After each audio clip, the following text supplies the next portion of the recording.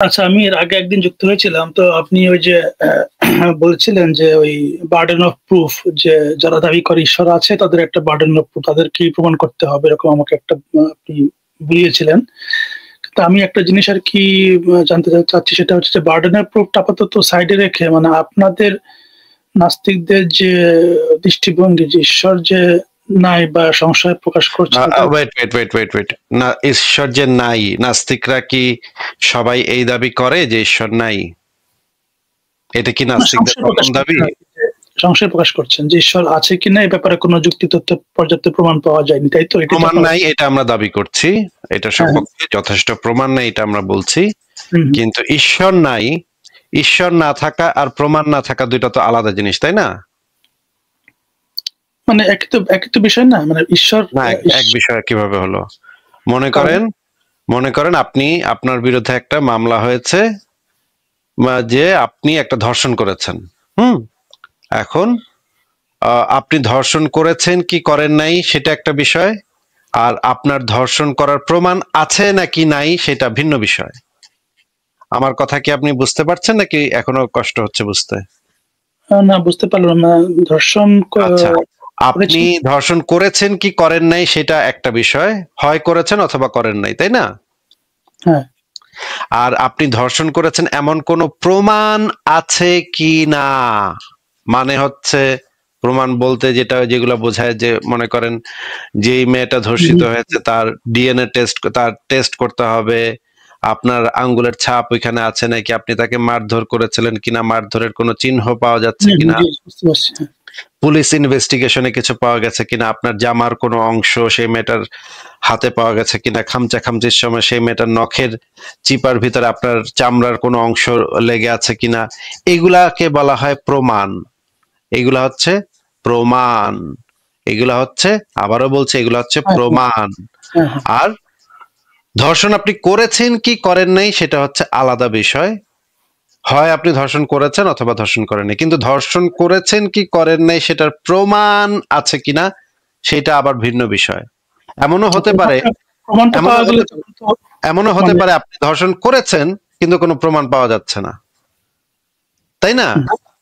আবার এমনও হতে পারে আপনি ধর্ষণ করেন নাই কিন্তু পুলিশের কাছে কিছু প্রমাণ আছে, যে আপনার হয়তো একটা ইয়া পাওয়া গেছে, ওইখানে আপনার জামা পাওয়া গেছে এবং আপনার থুতু, আপনার লালা ওই মেয়েটার হাতের একটা অংশে পাওয়া গেছে, কোনো না কোনো ভাবে পাওয়া গেছে, হয়তো এমনও হতে পারে কেউ আপনার লালা নিয়ে ওইখানে গিয়ে লাগায় রাখছে, এটাও হতে পারে। মানে হয়তো মেয়েটা আপনার নামে মিথ্যা মামলা করছে, সেই মেয়েটা হয়তো এমন ভাবে কিছু প্রমাণ কালেক্ট করছে যেটা আসলে আপনি কাজটা করেন নাই কিন্তু প্রমাণ সে দিতে পারতেছে, নাকি ভাই? তাহলে আপনি ধর্ষণ করেছেন কি করেন নাই এটা একটা বিষয়, আর ধর্ষণ করেছেন কি করেন নাই এটার সপক্ষে প্রমাণ আছে কিনা সেটা ভিন্ন বিষয়। আমার কথা কি এখন বোঝা যাচ্ছে নাকি এখনো বুঝতে পারছেন না? বুঝতে পেরেছি। তাহলে ঈশ্বর আছে নাকি নাই সেটা একটা বিষয়, ঈশ্বরের অস্তিত্বের সপক্ষে প্রমাণ আছে কিনা সেটা একটা ভিন্ন বিষয়। প্রমাণ থাকা মানে হচ্ছে গিয়ে, প্রমাণ হচ্ছে এভিডেন্স আছে কিনা, ওই জিনিসটা আছে নাকি নাই সেটা তো আমরা জানি না, কিন্তু এটার সপক্ষে যে প্রমাণ যে আমাদের কাছে নাই এইটা আমরা জানি। আচ্ছা, সেটাই। কথাটা কি বুঝতে পারছেন? কথাটা কি বুঝতে পারছেন আপনি? হ্যাঁ, এখন খুব পরিষ্কার। জি, পরিষ্কার। একটা জিনিস হচ্ছে, আমার একটা উড়ন্ত ঘোড়া আছে, এখন উড়ন্ত ঘোড়া আছে, এইটা কি আছে নাকি নাই সেটা একটা আলাপ, যে ভাই উড়ন্ত ঘোড়া আবার কেমনে হয়, আপনি জিজ্ঞেস করতে পারেন উড়ন্ত ঘোড়া কেমনে হয় বা এটা কই তারপর আপনি আমাকে বলেন আচ্ছা ঠিক আছে প্রমাণ দেখান, আমি আপনাকে কিছু প্রমাণ দেখাইলাম, একটা ভিডিও দেখাইলাম যে আমি একটা উড়ন্ত ঘোড়ায় চড়ে আকাশে উঠতেছি, এই প্রমাণটা আপনার কাছে অ্যাকসেপ্টেড হইতেও পারে নাও হইতে পারে, আপনি বলতে পারেন যে এটা এআই দিয়ে বানাইছেন, ভাই এটা তো আপনি নির্ঘাত এআই দিয়ে বানাইছেন, এটা তো মানতে পারতেছি না, কিন্তু আমি একটা প্রমাণ আপনার কাছে দেখাইছি নাকি ভাই? ওই যে ভিডিওটা দেখাইছি সেটা হচ্ছে এটার প্রমাণ দেখাইছি, আর ওইটা আসলে বাস্তবে অস্তিত্বশীল কিনা সেইটা কিন্তু একটা ভিন্ন বিষয়, সেইটা কিন্তু ওই প্রমাণ দ্বারা, যদি প্রমাণটাকে আমরা একদম পুঙ্খানুপুঙ্খভাবে যাচাই করতে পারি, মানে ভালোভাবে পর্যবেক্ষণ করতে পারি প্রমাণটাকে, তখন আমরা বুঝতে পারবো যে হ্যাঁ ওই জিনিসটার অস্তিত্ব আছে নাকি নাই, তখন আমরা বুঝতে পারবো। কিন্তু আপনার কাছে তো কোনো প্রমাণই নাই ভাই, তাহলে আমি ওই বস্তুটার অস্তিত্ব আছে কিনা, তাহলে আমি এটা কিভাবে জানবো? ওই জিনিসটা তো জানা আমার পক্ষে সম্ভব না। আপনাকে যে জিনিসটা আমি বোঝালাম, একটা জিনিস হচ্ছে ওই জিনিসটা আছে নাকি নাই, দ্বিতীয় জিনিস হচ্ছে ওই জিনিসের সপক্ষে প্রমাণ আছে নাকি নাই। এই দুইটা জিনিস আলাদাভাবে আমাদের বিচার করতে হয়। আপনি যদি আমাকে জিজ্ঞেস করেন, ভাই ঈশ্বরের অস্তিত্ব আছে নাকি নাই বলেন, আমি বলবো ভাই জানি না, ভাই বলতে পারি না, আমি একজন অজ্ঞেয়বাদী। এটাকে বলা হয়, ইংরেজিতে বলা হয় অ্যাগনোস্টিসিজম, মানে আমার এই সম্পর্কে জ্ঞান নাই। এখন যদি আপনি আমাকে জিজ্ঞেস করেন আপনি বিশ্বাস করেন, আমি বলবো না ভাই বিশ্বাস করি না। কেন বিশ্বাস করেন না? ভাই এটার সপক্ষে তো প্রমাণ নাই। আমি যখন বলতেছি প্রমাণ নাই, তখন কিন্তু আমি এটা বলতেছি না যে ওইটার অস্তিত্ব নাই। মেসি ভাই আমার কথা কি বুঝতে পারছেন? জি জি জি, পরিষ্কার। জি জি, আমি যখন বলতেছি এইটার সপক্ষে তো ভাই প্রমাণ দিতে পারছেন না আপনি, প্রমাণ তো নাই, তাহলে থাকলে নিয়ে আসেন, যান আমারে দেখান, প্রমাণটা দেখান।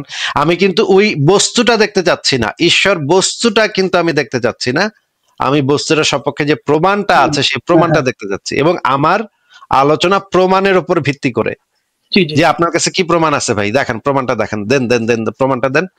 আমি কিন্তু শুধুমাত্র আপনার কাছে প্রমাণটা দাবি করছি, বস্তুটারে সামনে আইনা উপস্থিত করতে বলি নাই, তাই না?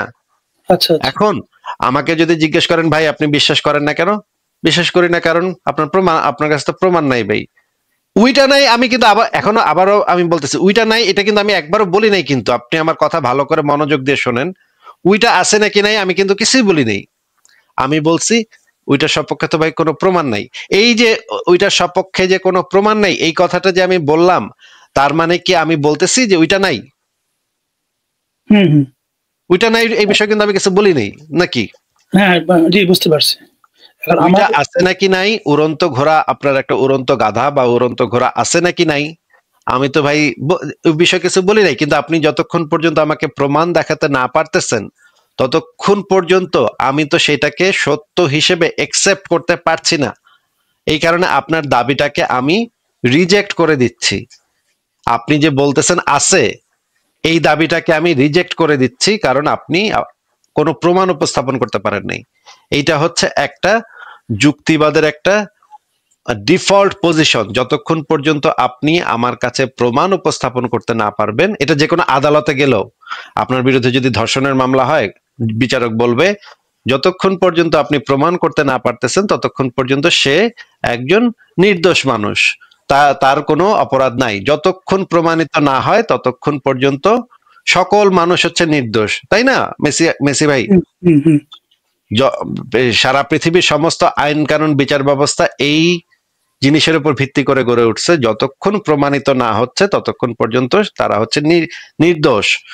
হ্যাঁ, কাউকে কাউকে অ্যারেস্ট করা যেতে পারে, কাউকে কাউকে কারো বিরুদ্ধে মামলা হতে পারে, কাউকে জেলে জিজ্ঞাসাবাদ করা হতে পারে, থানায় জিজ্ঞাসাবাদ করা হতে পারে, কিন্তু তাকে অপরাধী সাব্যস্ত করতে হইলে তার বিপক্ষে প্রমাণাদি দিয়ে তাকে অপরাধী সাব্যস্ত করতে হবে। যতক্ষণ অপরাধী সাব্যস্ত না হচ্ছে ততক্ষণ পর্যন্ত সে নির্দোষ। একই যুক্তি, এইটা হচ্ছে যুক্তিবাদের কাঠামো, যুক্তিবাদের মৌলিক নীতি, যে আপনি যতক্ষণ পর্যন্ত প্রমাণ করতে না পারতেছেন ততক্ষণ পর্যন্ত আপনার দাবির সত্যতা আমরা মানি না। আমার কথা আশা করি আপনি বুঝতে পেরেছেন। আপনার যদি আরো কনফিউশন থাকে বলতে পারেন।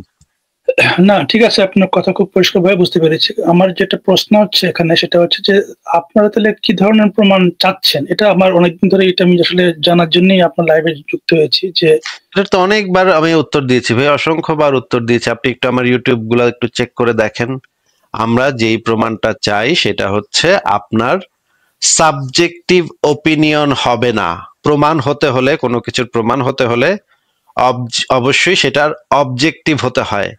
মানে মনে করেন যে ধর্ষণ করছে সে আপনাকে মানে সে বিচারকের কাছে গিয়ে যদি বলে যে ভাই আমি স্বপ্নে দেখছি, ভাই আমি মনে হয় যে স্বপ্নে দেখছি ভাই মেসি ভাই আমার ধর্ষণ করছে, এই স্বপ্নে দেখা এটা কি, এটা তো তার ব্যক্তিগত অনুভূতি বা ব্যক্তিগত বিশ্বাস বা ব্যক্তিগত চিন্তা, তাই না?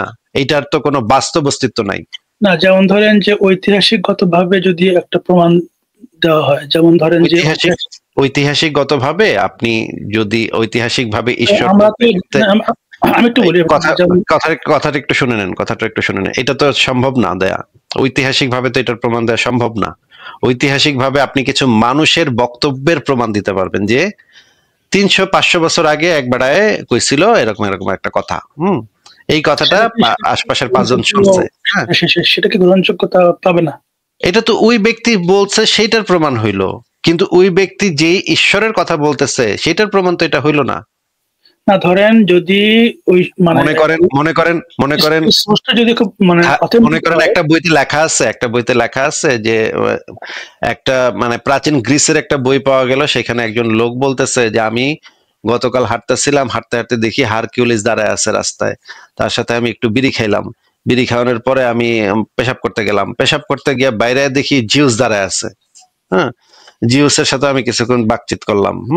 এই যে এই বর্ণনাটা যদি আমরা এখন হাতের কাছে পাই, তাহলে কি আমরা আমরা ঐতিহাসিক ভাবে আমরা যদি এটা আসলেই ওই সময়ের একজন ব্যক্তি লিখিত হয়ে থাকে, তখন আমরা এই সিদ্ধান্তে উপনীত হইতে পারি যে এই জিনিসটা ওই সময়ের একজন মানুষ লিখছে।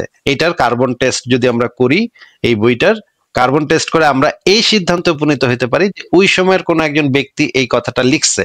কিন্তু ওই ব্যক্তি সত্য লিখছে না মিথ্যা লিখছে, আসলেই তার সাথে জিউস আর হারকিউলিসের দেখা হয়েছে কিনা, সেটা তো এই ইনফরমেশন থেকে আমরা জানতে পারি না। এই ইনফরমেশন থেকে আমরা কোনো প্রমাণ পাচ্ছি না যে আসলেই জিউস আর হারকিউলিসটা সে টঙের দোকানে দেখা আবার মুততে গেছিল, মুত থেকে বাইরে আবার জিউসটা দেখছে। এই যে জিউসটা যে আসলেই সে দেখছে, এইটা তো আমরা এই বইয়ের যে লিখিত ভার্স বা বইয়ের যে লিখিত বক্তব্য, সেখান থেকে তো আমরা এইটা পাচ্ছি না ভাই।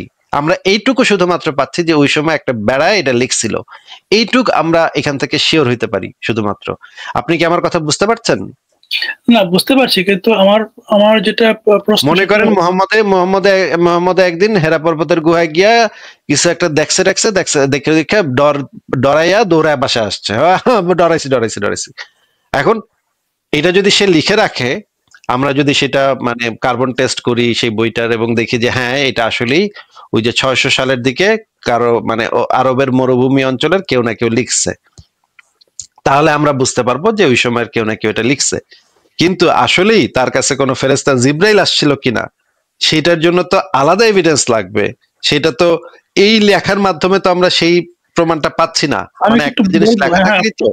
আমি আপনার এক্সাম্পলটা বুঝতে পারছি, আমি একটু বলবো। সেটা হচ্ছে ধরেন আপনার কাছের মানুষ যিনি, ধরেন আপনার ওয়াইফ বা আপনার বাচ্চা আপনার সম্পর্কে জেনে বা আপনি থাকা অবস্থায় আপনার একটা জীবনী ধরেন লিখেছে, আপনি আপনার পুরো বায়োগ্রাফি আর কি, আপনি কি কোথায় লেখাপড়া করেছেন, কি কোথা থেকে পড়াশোনা করেছেন, আপনার সাকসেস কি, আপনার ফেলিওর কি, সব নিয়ে একটা বায়োগ্রাফি মনে করেন তৈরি হলো, লেখা হলো, যেখানে আপনার ওয়াইফ আপনার বাচ্চা সবাই আপনার ফ্রেন্ড সবাই আপনার সম্পর্কে বলেছেন। সেই জীবনীটা আজ থেকে 500 বছর পরে যখন মানুষ পড়বে, তখন সেটা নিয়ে কি প্রশ্ন তোলার কোনো সুযোগ আছে?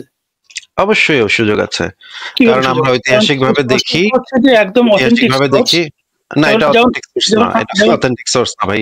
একটু ধৈর্য ধরেন ভাই, একটু ধৈর্য ধরেন। মানে মনে করেন এখনকার সময় একজন মনে করেন একজন ভারতের একজন বড় বাবা আছে, হ্যাঁ, ওনার নাম হচ্ছে রামদেব বাবা। বা ধরেন বাংলাদেশে একজন পীর সাহেব আছে, মনে করেন দেওয়ানবাগী পীর সাহেব। সেই দেওয়ানবাগী পীর সাহেবের শিষ্য যে দেওয়ানবাগী পীর সাহেবকে ভক্তি শ্রদ্ধা করে এবং তার অনুসারী, সে দেওয়ানবাগী পীর সাহেবের জীবনী লিখলো।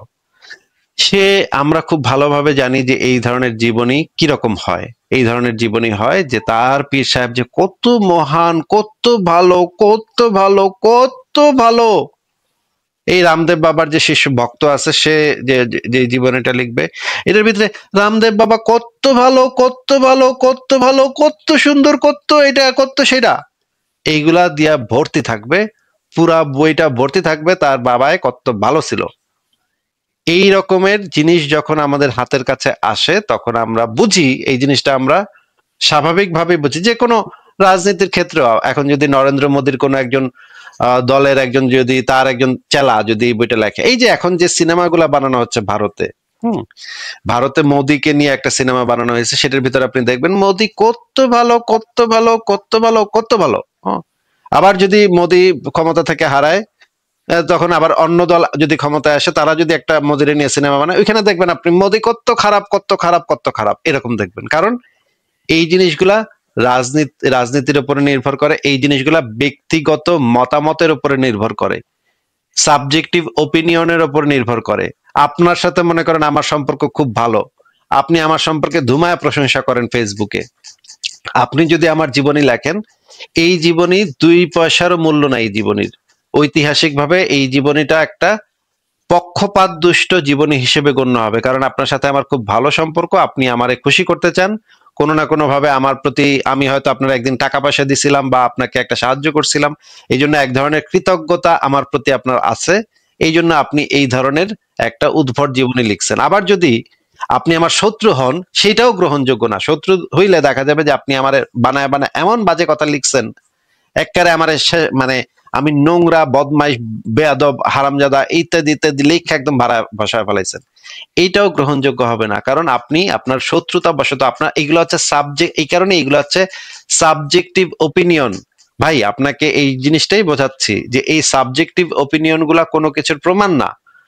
যদি আমরা নিরপেক্ষ সোর্স থেকে এই জিনিসগুলা জানতে পারি, তখন আমরা সেই জিনিসটাকে ঐতিহাসিকভাবে সঠিক একটা তথ্য হিসেবে ধরতে পারি যে সেই সময়ের মানুষ এই জিনিসগুলা ভাবতো।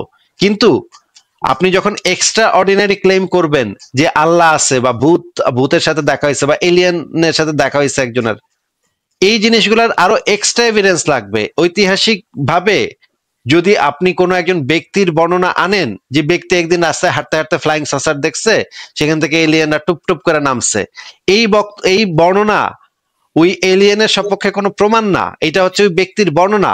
এটা হইতে পারে, এমন হইতে পারে ওই বেটায় ওই দিন গাঁজা খাইছিল, এমন হইতে পারে ওই বেটায় ওই দিন মাথা নষ্ট ছিল ওই বেটার, এরকম অনেক কিছু হইতে পারে। বা ওই বেটা ইচ্ছাকৃত ভাবে বানায় বানায় সমস্ত গল্প লিখছে কিছু একটা বাটপারি করার জন্য, এরকম অনেক কিছু হইতে পারে।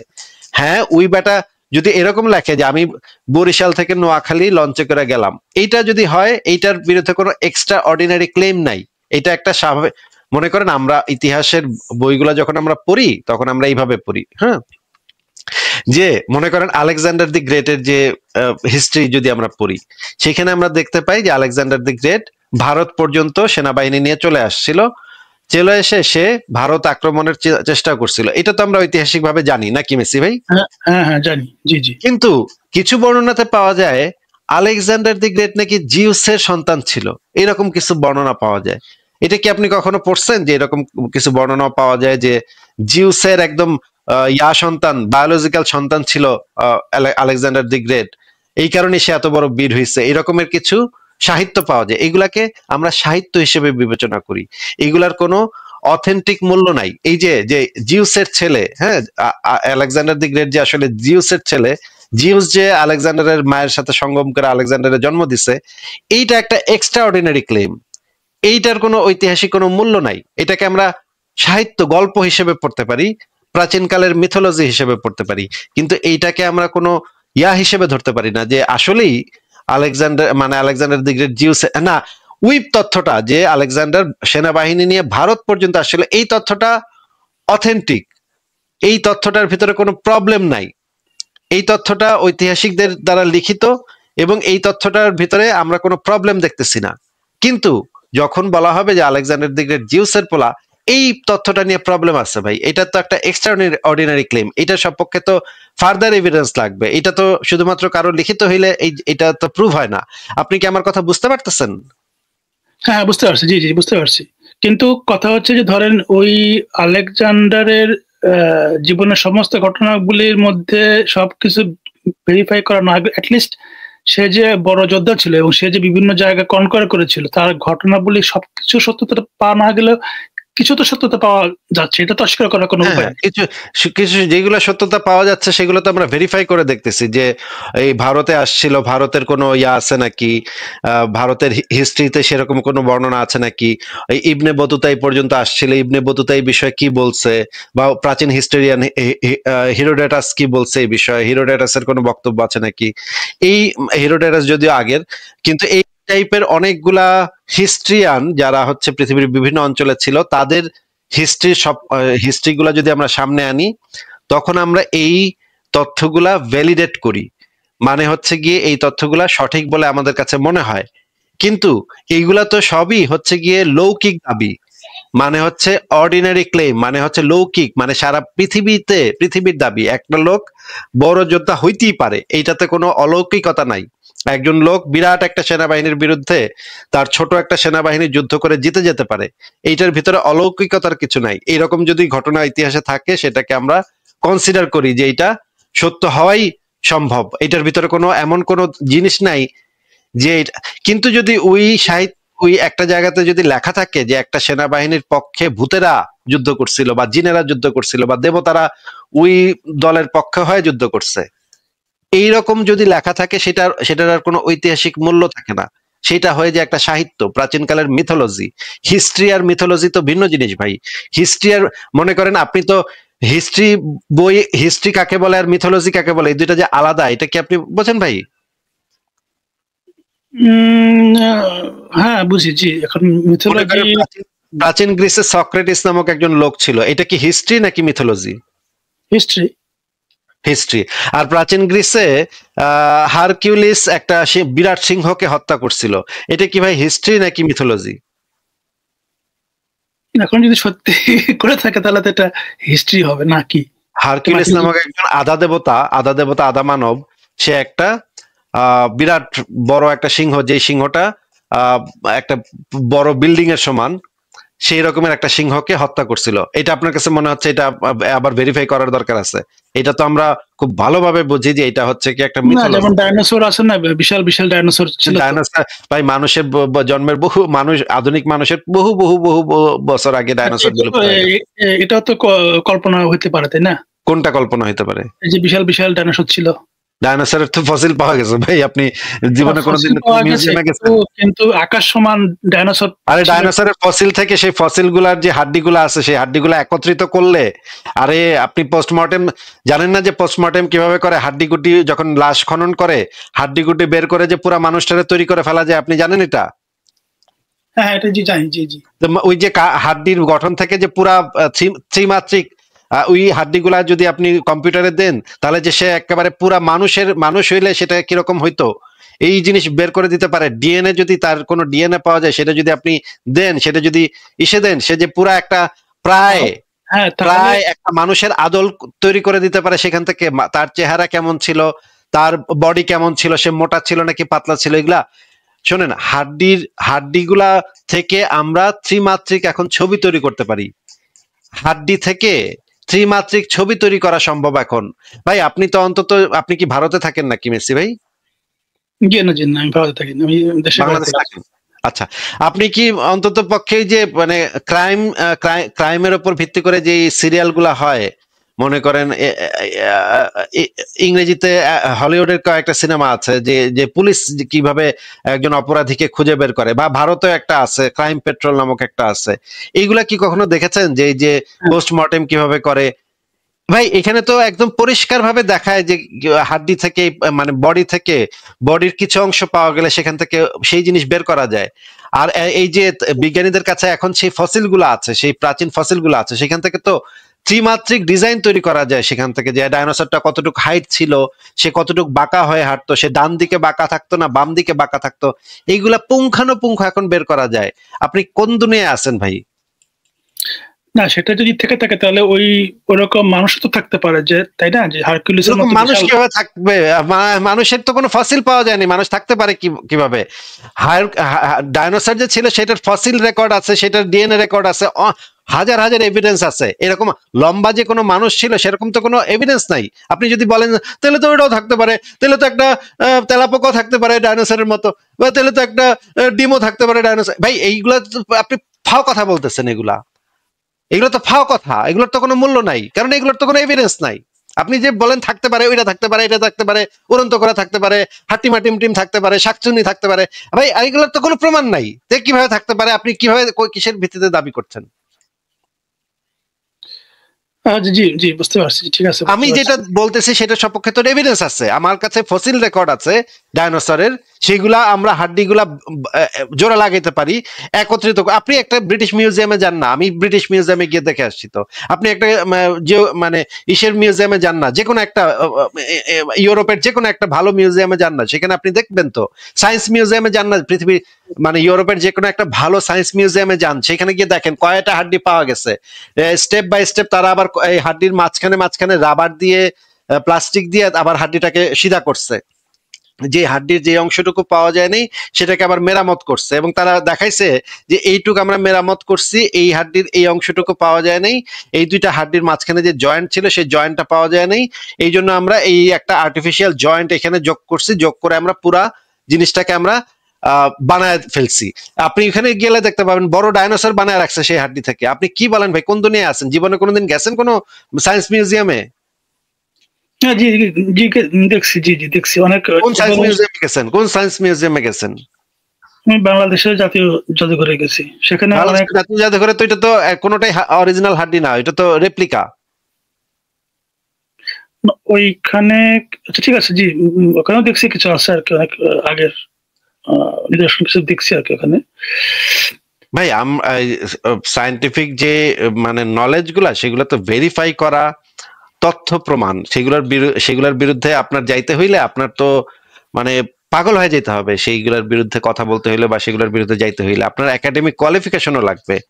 কিন্তু আপনি যেটা দাবি করতেছেন যে তাইলে তো ভাই হ্যান্ডানোসের মতো লম্বা মানুষ ছিল, এইরকম তো আপনি দাবি করতে পারেন না। অন্তত যৌক্তিক ভাবে আপনি, হ্যাঁ আপনি বাসায় বসে বলতে পারেন যে হ্যাঁ তাহলে এটাও ছিল সেটাও ছিল, কিন্তু আমরা যে মানে সায়েন্টিফিক রিসার্চ যেই জিনিসগুলা দেখাচ্ছে প্রত্যেকটা সপক্ষে তো প্রমাণাদি আছে, প্রমাণাদি দিয়ে দেখাচ্ছে। এগুলা তো মানে এমন না যে একটা বিজ্ঞানী গাঞ্জা খায় একদিন সকালে ওইটা বললো যে ডাইনোসর ছিল আগে, এইটা এইভাবে তো না ভাই। এগুলোর ফসিল রেকর্ড আছে আমাদের কাছে, একদম প্রপার এভিডেন্স আছে, আমরা সবকিছু টু দি পয়েন্ট দেখাইতে পারি আপনাকে। ইন্টারনেটও এখন দেখা যায়, মিউজিয়াম গুলাতে এখন ইন্টারনেট দিয়েও ঢোকা যায়। আপনি যদি মানে নিজে যদি গিয়ে দেখতে না পারেন, তাহলে আপনি মিউজিয়াম গুলোর ওয়েবসাইটে অন্তত ঢোকেন। ওয়েবসাইটে ঢুকলে আপনি দেখবেন যে সেখানে আবার ভিডিও মানে ভাবে দেখা যায়, এখন ডিজাইন তৈরি করছে তারা।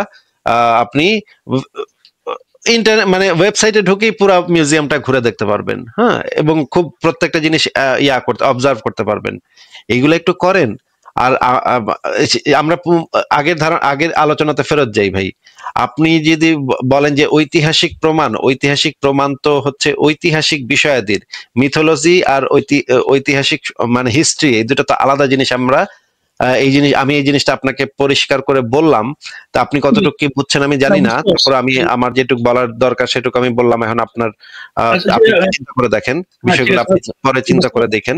কিন্তু আপনি যে ঐতিহাসিক যে দাবিগুলা, ঐতিহাসিক যে জিনিসগুলা আছে, সেগুলো বেশিরভাগই হচ্ছে দাবি, যে অমুকের কাছে ভূতে আইছিল, অমুকের কাছে আল্লাহ আইছিল, অমুকের কাছে রামে আইছিল, শিবে আইছিল, কৃষ্ণ আইছিল, মা কালীও অনেকের কাছে আসে। এখনো পৃথিবীর বিভিন্ন অঞ্চলে মা কালী ভর করে, তারপর হচ্ছে গিয়ে লক্ষ্মী ভর করে, সরস্বতী ভর করে, এরকম অনেক ভাই, মানে এগুলোর কোনো শেষ নাই ভাই। আমার খটকাটা, আমার যে জায়গাটা আমার সেটা হচ্ছে যারা দাবি করছে বা যারা ওই সময় তারা অনেক প্রাচীন সন্ন্যাসী, এবং তাদের মধ্যে কোনো ছল চাতুরি বা বানোয়াট কোনো কিছু করার নাই। যে আপনি কিভাবে বুঝলেন ছল চাতুরি নিয়ে? তাদের জীবনী সেটা তো আমি বললাম যে ভক্তরা তো সেই জিনিসই লিখবে যেন তাদের মানে তাদের খুশি হয়, তাদের গুরু খুশি হয়, তাদের গুরুর প্রতি কৃতজ্ঞতা বশত তারা এই সমস্ত জীবনী লেখে। এগুলো তো ভেরিফাই করার উপায় নেই। আমাদের তো নিরপেক্ষ মাধ্যম থেকে এই জিনিসগুলো ভেরিফাই করতে হবে। আপনি যদি অথেন্টিক ভ্যালিড তথ্য চান, তাহলে তো সবসময় আপনার চেষ্টাটা থাকতে হবে যে নিরপেক্ষ মাধ্যম থেকে আপনি তথ্যগুলো সংগ্রহ করবেন। মনে করেন পাকিস্তান বাংলাদেশে 71 সালে একটা গণহত্যা চালাইছে, এটা তো আপনি জানেন নাকি? পাকিস্তানের যদি মানে টেক্সট বুকে এই বিষয়ে কি লেখা আছে? এই বিষয়ে লেখা আছে যে ভারতীয় চক্রান্তে বাংলাদেশের কিছু মুসলমান পাকিস্তানের বিরুদ্ধে ষড়যন্ত্র করতেছিল। তখন পাকিস্তানের বীর সেনাবাহিনী এসে সেই সমস্ত বিচ্ছিন্নতাবাদী দুষ্টু ভারতীয় দালালদেরকে সমুচিত জবাব দিছে। এই ধরনের কথাই তো পাকিস্তানের টেক্সট বুকে লেখা, তাই না? জি জি জি। আর বাংলাদেশের টেক্সট বুকে কি লেখা? বাংলাদেশের টেক্সট বুকে লেখা হচ্ছে যে আপনার তো যুদ্ধ হয়েছে তো স্বাধীনতার জন্য, তাই না? ভারতের সাথে পাকিস্তানের সাথে বাংলাদেশের। হ্যাঁ, বাংলাদেশের টেক্সট বুকে লেখা যে পাকিস্তান বাহিনী আমাদের অনেকদিন ধরে অত্যাচার করতেছিল, আমাদের বৈষম্য করতেছিল। এই কারণে আমরা 7ই মার্চের ভাষণে শেখ মুজিবুর রহমান এটা বলছে, তারপর হচ্ছে কি আমরা আন্দোলন করছি পাকিস্তানিদের বিরুদ্ধে। তখন পাক বাহিনী রাতের অন্ধকারে 25শে মার্চ রাতের অন্ধকারে আমাদেরকে আক্রমণ করছে, আমাদের অনেক মানুষ হত্যা করছে, আমাদেরকে ধর্ষণ, আমাদের অনেক নারীকে ধর্ষণ করছে। এখন এইটা তো দুই পার্টির দুইটা বক্তব্য, তাই না? আপনি মনে করেন 500 বছর পরে এই দুইটা টেক্সট পাইলেন, না 500 বছর পরে মনে করেন পাকিস্তানের টেক্সটটা আপনি পাইলেন, তখন আপনি কি বলবেন তখন? যে ওই সময় তো ভারতীয় চক্রান্তে বাংলাদেশি দুষ্টু লোকেরা বা মুসলমানদের বিরুদ্ধে চক্রান্ত করেছিল, এটাই তো আপনি বলবেন, তাই না? হ্যাঁ হ্যাঁ। আর যদি বাংলাদেশের টেক্সট যদি আপনার হাতে পড়ে তখন আপনি কি বলবেন? জি, বুঝতে পারছি। জি, এই জন্য আপনার উচিত না যে একটা নিরপেক্ষ, যে এই পক্ষের প্রতিও পক্ষপাত দুষ্ট না, ওই পক্ষের প্রতিও পক্ষপাত দুষ্ট না, এরকমের একটা নিরপেক্ষ সোর্স থেকে যদি আপনি ইনফরমেশনটা নেন, সেটা হবে আপনার জন্য একটা ভ্যালিড তথ্য। যদি আপনি ইউরোপিয়ান যে তখনকার যে সংবাদপত্রগুলা বা আমেরিকান যে মানে নিরপেক্ষ সংবাদপত্রগুলা, আমেরিকাতে সব সংবাদপত্র নিরপেক্ষ না, আপনি এই জিনিসগুলো যদি অ্যানালাইসিস করেন এবং তাদের যে ব্যাকগ্রাউন্ড, সেই ব্যাকগ্রাউন্ড গুলা দেখেন, যে যারা এই যে মিডিয়াগুলা এই সংবাদগুলাকে কভার করছে তারা কোন পক্ষের প্রতি পক্ষপাত দুষ্ট কিনা, এই জিনিসগুলো অ্যানালাইসিস করে যদি আপনি তখন একটা সিদ্ধান্ত নেন যে বাংলাদেশে আসলে সেই সময় কি হয়েছিল, তখন আপনি একটা নিরপেক্ষ একটা জায়গাতে থাকবেন এবং একটা ভ্যালিড তথ্য তখন পাওয়ার সম্ভাবনাটা আপনার বেড়ে যাবে, তাই না? কিন্তু যদি আপনি পাকিস্তানের পক্ষে আর একদম বাংলাদেশের পক্ষেও দুই পক্ষের একটাতেও যদি আপনি করতেন, সাবস্ক্রাইব করতেন, তাহলে তো আপনার ভ্যালিড তথ্য পাওয়ার সম্ভাবনাটা কমে যেত, তাই না? হ্যাঁ জি ভাই, বুঝতে পারছি। আচ্ছা আচ্ছা জি, বলেন। হ্যাঁ, তাহলে তো এইভাবেই আমাদের হিস্ট্রিকে এইভাবেই আমাদের বিশ্লেষণ করতে হয়। হিস্ট্রির যে সব কথা সত্য তা তো না। যেমন ধরেন এই যে আমরা হিস্ট্রিতে মানে পাই মোগল সম্রাটরা কত ভালো ছিল, মানে বুকটা ফাইটা যেত তাদের মানে প্রজাদের দুঃখে। কিন্তু আমরা আরো সেই একই হিস্ট্রি থেকে পাই যে তারা এক একটা বিরাট বিরাট প্রাসাদ তৈরি করছিল, বিরাট ধনী ছিল সেই সময়, ভারতের মানুষ না খায় থাকতো, কিন্তু সেই সময় তারা বিরাট বিরাট প্রাসাদ বানায় বসেছিল, সোনা দানার কোনো অভাব তাদের ছিল না, মানে তাদের রাজকোষ ছিল পরিপূর্ণ। এই তো ইনফরমেশনও তাদের এখান থেকে পাই। কিন্তু তাদের জীবনী পড়তে গেলে দেখবেন সেই জীবনীগুলা যারা লিখছে তাদের মানে ইসের যারা সভাসদ, যারা হচ্ছে গিয়ে এই জীবনী লিখতো, তারা ফুলায় ফানায় ফানায় তাদের মানে রাজাদের খুবই প্রশংসামূলক কিছু জীবনী লিখছে। ওই জীবনী তো আমরা অ্যাকসেপ্ট করি না, সত্য হিসেবে অ্যাকসেপ্ট করি না, কারণ আমরা জানি সেই সময় ভারতের অবস্থা খুব খারাপ ছিল। ভারতের সাধারণ মানুষ না খায় মরতো, ট্যাক্সের জ্বালায় অনেক মানুষ আত্মহত্যা করছে, অনেক মানুষ অনেক গ্রামের পর গ্রাম উজাড় হয়ে গেছে। ব্রিটিশরা যখন ভারত দখল করে রাখছিল, আপনি যদি ব্রিটিশদের হিস্ট্রি পড়েন সেখানে দেখবেন যে ব্রিটিশদের কত প্রশংসামূলক কথা লেখা, যে ব্রিটিশরা ভারতে গিয়ে ভারতের লোকেরা ছিল অসভ্য, তাদেরকে সবাইকে সভ্য করছে ব্রিটিশরা। কিন্তু এটা তো সত্য না ভাই। মানে ভারতের মানুষ আগে থেকে আরো সভ্য ছিল, ভারতের আরো অনেক ধন সম্পদ ছিল, সেগুলো ব্রিটিশরা চুরি করে নিয়ে গেছে। আপনি যদি এক পক্ষের হিস্ট্রি পড়েন তাহলে তো আপনি কখনো মানে পক্ষপাত দুষ্ট যে হিস্ট্রি গুলো আছে সেগুলো তো আমরা এই জন্য এইভাবে পড়ি। হিস্ট্রি পড়ার তো পদ্ধতি আছে, হিস্ট্রিকে অ্যানালাইসিস করার তো একটা মানে আপনি যদি হিস্ট্রির স্টুডেন্ট হন তখন আপনি দেখবেন আপনাদেরকে এই জিনিসগুলো শেখাবে যে হিস্ট্রিকে কিভাবে আপনি পড়বেন, হিস্ট্রিকে কিভাবে অ্যানালাইসিস করবেন। বলেন এবার। হ্যাঁ, বুঝতে পারছি। আমি এটা আপনার কাছে ক্লিয়ার। আমার একটা প্রশ্ন ছিল, সেটা হচ্ছে যে পরবর্তী প্রশ্ন যাচ্ছে আর কি, সেটা হচ্ছে যে আমি ইউটিউবে দেখলাম সাক্ষাৎকারে যে সৌরভ গাঙ্গুলি সাক্ষাৎকার দেখলাম, তারপর হচ্ছে শীর্ষেন্দু মুখোপাধ্যায় এবং হচ্ছে সৌমিত্র চ্যাটার্জি, তারা বলে তাদের নিজস্ব অভিজ্ঞতা থেকে তারা বলেছে তারা ভূত দেখেছে। হ্যাঁ, এবং তারা হ্যাঁ, আমি এটা বিশ্বাস করি যে তারা ভূত দেখেছে, এটা কথা সত্য। তার মানে কি ভূত আছে? না, ভূত নাই। ভূত আছে এরকম কোনো প্রমাণ নাই। তারা তো একদম তারা দেখেছে এটা সত্য, কিন্তু ভূত বাস্তবে অস্তিত্বশীল এটা সত্য না। তাহলে দেখলো কিভাবে? এটাই তো হচ্ছে কথা, এটাই হচ্ছে কথা। বলতে চাচ্ছেন যে তারা আসলে দেখেনি, এটা তাদের ভ্রম। এটা তাদের ভ্রম হইতে পারে, তাদের সাইকোলজিক্যাল প্রবলেম হইতে পারে। পৃথিবীর লক্ষ লক্ষ মানুষ জিন দেখেছে, লক্ষ লক্ষ মানুষ ভূত দেখেছে, লক্ষ লক্ষ মানুষ আত্মা দেখেছে, অশরীরী জিনিসপত্র দেখেছে। এইগুলা নানা ধরনের হ্যালুসিনেশন হয় মানুষের মধ্যে, এবং মানুষ তখন সেটা বিশ্বাস করে যে সে এটা দেখতেছে। মানুষের যখন এই হ্যালুসিনেশন গুলা হয়, তখন মানুষ আসলে বিশ্বাস করে যে সে আসলে এই রকমের বহু প্রমাণ আছে সাইকিয়াট্রিস্টদের কাছে যে সেই ব্যক্তি তার নিজেকে দেখেছে, নিজেকে তার সামনে দাঁড়ায় থাকতে দেখেছে।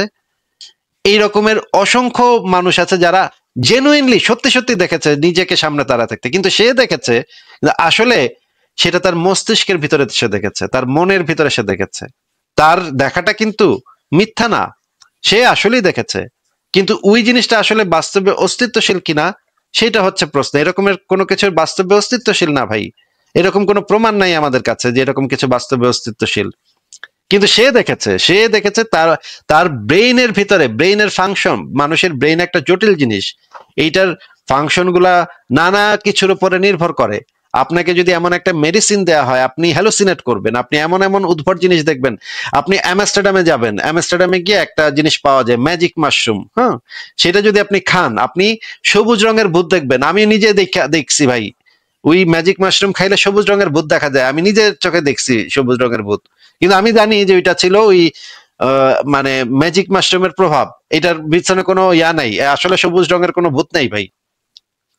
না, কিন্তু সেটা ঠিক আছে, সেটা হচ্ছে এক্সটার্নাল। ধরেন একটা মানুষ প্রচন্ড ক্লান্ত বা প্রচন্ড রকমের অসুস্থ, মানসিক বিকারগ্রস্ত বা সামথিং, সে দেখতে পারে হ্যালুসিনেশন, কিন্তু তারা তো সজ্ঞানে সচক্ষে সুস্থ অবস্থায় দেখেছে ভাই। সেটা আপনি কিভাবে জানেন যে সে যে একদম তাদের সাক্ষাৎকারেই তারা বলেছে যে হোটেলে ছিল, হোটেলের কলের যে ইয়ে থেকে সেটা তো ইনভেস্টিগেশনের ব্যাপার। তার সেই সময় কি রকমের পরিস্থিতি ছিল, কি রকমের অবস্থা ছিল, সে কি কি খাইছিল, তার পেটে গ্যাস ছিল কিনা, সেগুলো তো ইনভেস্টিগেশনের ব্যাপার। কিন্তু কেউ যদি এরকম দেখে থাকে, তাহলে তো আমরা একটা সায়েন্টিফিক এক্সপেরিমেন্ট করি, আসেন তাহলে ওই ভূতটার একদিন নিয়ে আসেন, বা ওই ভূতটার একদিন আসতে বলেন, আমরা একটা সায়েন্টিফিক এক্সপেরিমেন্ট করি, সেখানে কিছু আমরা মেশিন বসায় রাখবো, দেখবো আমরা সেখানে কোনো ভূত আসে নাকি। মানে এক্সপেরিমেন্টাল করার বিষয় না, এটা হচ্ছে মনে করেন কেন এক্সপেরিমেন্ট করার বিষয় না কেন ভাই? ভূত থাকলে তো ভালো হইতো ভাই, ভূত থাকলে তো ভালো হইতো ভাই। এই যে দেখেন বিমানের ভাড়া দিতে দিতে আমার খুব অবস্থা খারাপ। আমার মনে করেন ওই ভূতটা টান দিয়ে নিয়ে গেল, আমেরিকাতে ফালায় আইলো, তাহলে আমার ভিসা টিসা লাগলো না, কত ভালো হইলো, তাই না? ভূতে আমারে মানে যদি এই যে এয়ারলাইন্স এর দায়িত্বটা যদি ভূতেরা নিত, যে এখন থেকে আর প্লেন লাগবো না, ভূতে গিয়ে ফালা আইবো, ওই ওগরে কন্যা, এই যে কে বলছে এটা, সমরেশ নাকি শীর্ষেন্দু এই সমস্ত কথা, বালছাল কথাবার্তা বলার কথা। শীর্ষেন্দু এই সমস্ত বালছাল কথাবার্তা বলে, সে একজন কট্টর মানে ধার্মিক হিন্দু, তার মাথা নষ্ট। সে একজন বড় সাহিত্যিক, এই বিষয়ে কোনো সন্দেহ নাই। শীর্ষেন্দু আমার অত্যন্ত প্রিয় সাহিত্যিক, সেই বিষয়ে কোনো সন্দেহ নাই। তার লেখা পড়ে আমি একটা সময় অনেক অনুপ্রাণিত হয়েছি, কোনো সন্দেহ নাই। কিন্তু সে ভাই একটা তো কার ধার্মিক, কার মাথা মোটা, একটা মাথা মোটা লোক। ধর্মের ব্যাপার আসলে তার মাথা কাজ করে না, তার উল্টাপাল্টা ভংসং কথাবার্তা বলে। সে কি দেবীর জানি পূজা টুজা করতো, এই সমস্ত মানে আংটি ফাংটি এগুলো বিশ্বাস করতো, পাথর এগুলো বিশ্বাস করতো। এই লোকের কথা আমি কিভাবে একটা সায়েন্টিফিক ইসে নিয়ে গিয়ে বলবো যে ভাই শীর্ষেন্দু নামক এক মানে ভারতের একজন লেখক আছে, তারা আমি চুনাহাগা বলতে পারতেছি না, আফসোস, কারণ সে এত বড় সাহিত্যিক, সে আমার ফেভারিট সাহিত্যিকও বটে, এই যে কারণে তার আমি চুনাহাগা বলতে পারতেছি না। কিন্তু এই যে স্পেসিফিক জায়গাতে সে তো একদম চুনাহাগা মুমিনের মতো কথাবার্তা বলছে, এই কথার তো কোনো মূল্য নাই ভাই।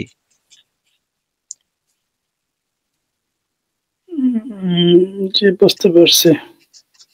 যদি সে আসলে দেখা থাকে বা এরকম বাস্তব বস্তিত থাকে, একটা এক্সপেরিমেন্ট করে ভাই, সারা পৃথিবী এত বড় বড় ইয়া আছে, একটা আমেরিকার সেন্টার ফর ইনকোয়ারি একটা সংগঠন আছে, হ্যাঁ, ওরা $50 মিলিয়ন চ্যালেঞ্জ করে রাখছে।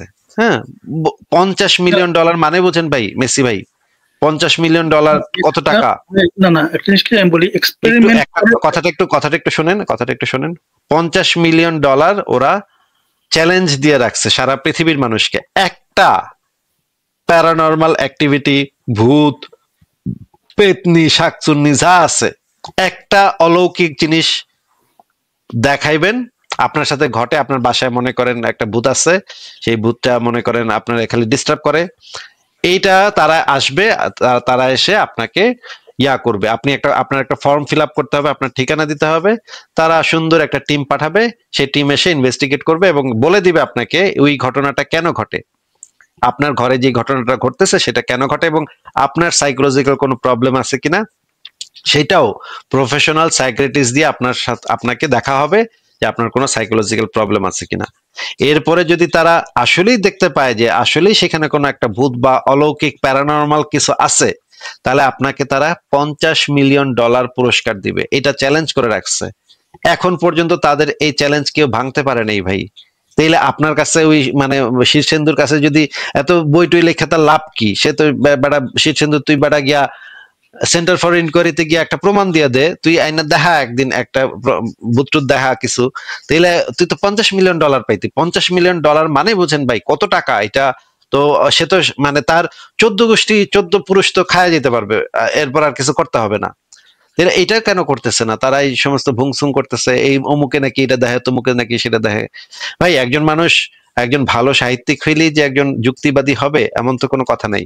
আমি অনেক ভালো সাহিত্যিক, অনেক ভালো ইউনিভার্সিটির প্রফেসরকে চিনি, তারা মনে করে যে শনি গ্রহের প্রভাবে তার বাচ্চার নাকি অসুখ হয়েছে শনি গ্রহের প্রভাবে। সে আবার ইউনিভার্সিটির ফিজিক্সের টিচার, হ্যাঁ, সে বলতেছে শনি গ্রহের প্রভাব। আবার এই শনি গ্রহের প্রভাবে তোমার বাচ্চার অসুখ হয়েছে, এটা কোনো কথা? আবার একজনকে আমি জানি, সে বলে যে নজর লাগে, বাচ্চার ছবি ফেসবুকে দিলে অন্যের নজর লাগে, বদ নজর লাগলে বাচ্চার অসুখ হয়।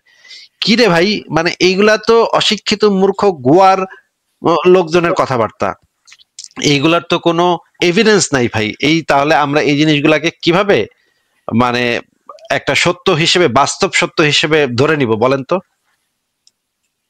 না, এটা এটা আসলে ল্যাবরেটরিতে বা ওইভাবে সবাইকে দেখানোর জিনিস না, কারণ এটা হচ্ছে আচ্ছা আপনার ল্যাবে দরকার নেই, আচ্ছা ল্যাবে দরকার নেই, ওই তার বাসাতেই গিয়া মানে একটা টিম গিয়া ও কয়েকটা মেশিন ফিট করবে, তারপর বাইর করে ফেলাবে ভাই কি ঘটনা কি সেটা বাইর করে ফেলাবে। তাদের কাছে যথেষ্ট পরিমাণে মেশিন আছে, কোন জায়গা দিয়ে কি হইতেছে। শোনেন ভাই, আমি ছোটবেলা একদিন রাতের বেলা হাঁটতেছিলাম, হাঁটতে হাঁটতে দেখি যে রাতের বেলা অন্ধকার রাস্তা, স্বাভাবিকভাবে আমার মনে একটু ভয় ভয় লাগতেছিল। এইটা মানুষের একটা বেসিক ইনস্টিংক্ট, যে রাতের বেলা অন্ধকারে আশপাশে ঘুঁ ঘুঁ করে শব্দ হচ্ছে, এইটা হইলে মানুষের বেসিক ইনস্টিংক্ট হইতেছে মানুষের ভয় লাগবে।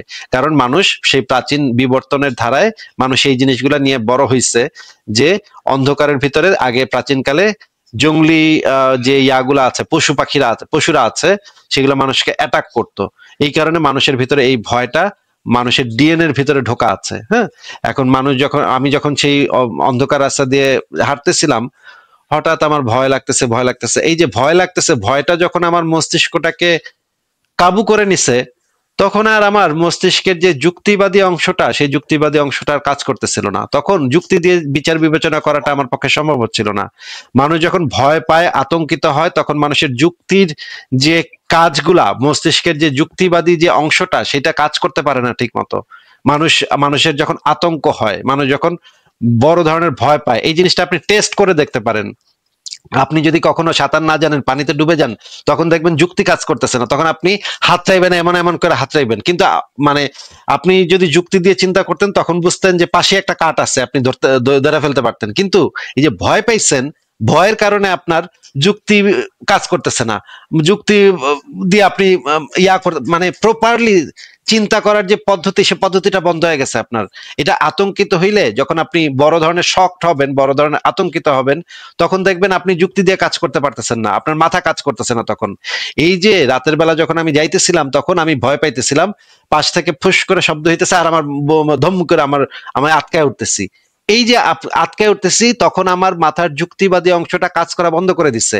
যখন আমার মধ্যে এই আতঙ্ক, এই শক, এই আমার বুক ধরফর ধরফর করতেছে, বুকের ভিতরে ধরফর, আমি শব্দ শুনতে পাইতেছি, এইগুলা যখন হইতেছে, তখন অলরেডি আমার যুক্তিবাদী অংশ, মস্তিষ্কের যে যুক্তির অংশটা অলরেডি স্টপ হয়ে গেছে। এখন আমি এখানে যা দেখবো, এটা আমার মনে হবে যে এটা একটা ভূত পেতনি দেখছি। তখন আমি দেখলাম যে একটা পুকুরের উপরে একটা আলো জ্বলতেছে, আমি তো তখন ভাই ডরে, ভাই কই ওরে মারে, ভূতের। আমি কিন্তু তখনও নাস্তিক, কিন্তু আমার তখন ভয় লাগছে, আমি ভাবছি এটা ভূতই হইতে পারে। আমি দিছি দৌড়। পরে আমি বাসায় এসে যখন আমার মাথা ঠান্ডা হইলো, তখন আমার আবার যুক্তিবাদী চিন্তা ভাবনা করতে পারতেছি, তখন আমি বুঝতেছি, তখন আমি চিন্তা করলাম যে কি দেখলাম, এটা তো আবারও গিয়া দাহন লাগে। তখন আমি আবার গেলাম সেখানে, তখন আমার মনে একটু সাহস হচ্ছে, তখন আমি আবার গেলাম, দেখলাম হ্যাঁ একটা আলোর মতো একটা কি যেন দেখা যাচ্ছে। পরে আমি এটা নিয়ে চিন্তা ভাবনা শুরু করলাম যে এটা এটা আইলো কই থেকে। পরে আমি এটা নিয়ে ইন্টারনেটে সার্চ করলাম, বইপত্র পড়লাম, বইপত্র পড়ে আমি জানতে পারলাম যে পুরনো যে পুকুরগুলা থাকে, সেই পুকুরগুলার ভিতরে যেখানে পায়খানা ফেলা হয়, যেখানে ময়লা আবর্জনা ফেলা হয়, সেখানে এক ধরনের মিথেন গ্যাস সেখান থেকে বের হয়। রাতের অন্ধকারে সেই মিথেন গ্যাসগুলা দূর থেকে দেখলে আলোর মতো লাগে, মনে হয় যে একটা ফসফরাস এবং মিথেন গ্যাস, এটা যখন বের হয় এখান থেকে, তখন ওইখানে একটা আলোর মতো লাগে, দূর থেকে দেখলে মনে হয় যে কিসের একটা আলো উঠতেছে পুকুর থেকে। আমি যখন এই জিনিসটা জানতে পারলাম, তখন আমি বুঝতে পারলাম যে হ্যাঁ এইটার মানে তো আসলে জিনিসটা তো আসলে এইটা। আমি ওই দিন হুদাই বেকুবের মতো, বলদের মতো ভয় পাইছিলাম। হ্যাঁ, এটা কেমনে পাইছিলাম, তখন আমি চিন্তা করলাম যে এই যে তখন আমি হাঁটতেছিলাম, অলরেডি আমার মস্তিষ্ক তখন কাজ করা বন্ধ করে দিছে, আমার যুক্তিবাদী চিন্তা ভাবনা তখন অলরেডি স্টপ হয়ে গেছে। ও তখন আতঙ্ক, ভয়, মানে কে নাকি ধরে পিছন থেকে, কে নাকি হাত দেয়, কি পিছন থেকে কে নাকি কোন বাগে না কি কামড় দেয়, এই ভয় আমি এই ওই দিন এরকমের একটা বোকার মতো ভয় পাইছি। ভাই, এই জিনিসগুলা কি কখনো আপনি চিন্তা করে দেখেন নাই? এইভাবে কি কখনো চিন্তা করে দেখছেন আপনি? জি না, ওইভাবে চিন্তা করে দেখি নাই। চিন্তা তাহলে করা চিন্তা দরকার। করেন, চিন্তা করেন, এইভাবে চিন্তা করেন। ঠিক আছে মেসি ভাই, আপনার সাথে অনেকক্ষণ কথা বললাম। আমাদের জি ভাই, ব্যাকস্টেজ তো ভর্তি হয়ে গেছে। হ্যাঁ ঠিক আপনি আছে। কি আর কিছু বলবেন? জি না, আপনার কথা শুনতে ভালো লাগে। মুমিনদের ভালো মতোই ধোলাই করেন। আমি জাস্ট কিছু কৌতূহল নিয়ে আসছিলাম, আপনার কাছে আমার জানার ছিল। ঠিক আছে ভাই, ভালো থাকবেন। ওকে। ঠিক আছে, আবারও কথা হবে আশা করি। ভালো থাকেন তাহলে। হ্যাঁ ঠিক আপনাকে আছে। বিদায় জানাচ্ছি। ঠিক আছে, পরের জনকে যুক্ত করি। আহ অনেকক্ষণ কথা বললাম ওনার সাথে। আহ আশা করি যে আমি যেগুলা বলতে চাচ্ছি সেগুলো আমি খুবই আহ ব্যাখ্যা করে বলছি, কারণ অনেক ধরনের মানুষ আছে শোনে তো আমাদের কথা, এই জন্য অনেক ব্যাখ্যা করে, অনেক আহ উদাহরণ দিয়ে বোঝাইতে হয়, না হলে অনেক মুমিন আছে যারা বোঝে না।